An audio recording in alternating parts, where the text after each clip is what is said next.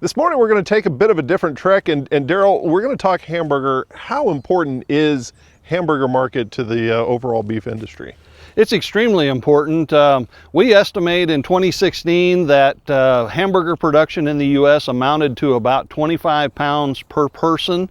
That's about 45% of total beef consumption. So almost half of beef consumption in the U.S. is in the form of ground beef. How is ground beef produced? Is it just they put the whole cow in there and it comes out?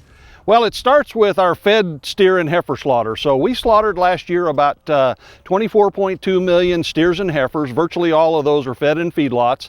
And each one of those carcasses produces from 140 to 150 pounds of trimmings that are about 64-65% lean. And most ground beef is marketed anywhere from 70% to as high as 90 or 95% lean. So that means we have to add additional lean to that product. So for that 144 pounds per carcass of fed trimmings, we're going to add about 190 pounds. So on a per carcass basis, in terms of fed steer and heifer slaughter, we're going to produce about 335 pounds of ground beef. Where does all that lean meat come from?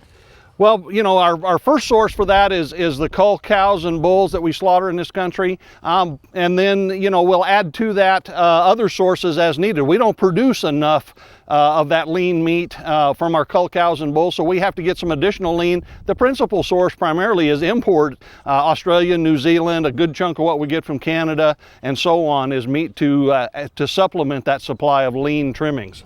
So what if we didn't import all of that, the lean beef? One possibility is that we simply wouldn't be able to turn all of those fed trimmings into ground beef. You have to have additional lean.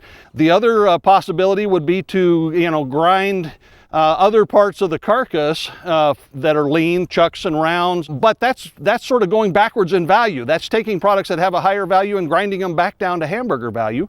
Or thirdly, we could take a portion of our steers and heifers, not feed them in the feedlots, and run them as extensive range beef and basically sell them at cull cow prices to provide that additional lean.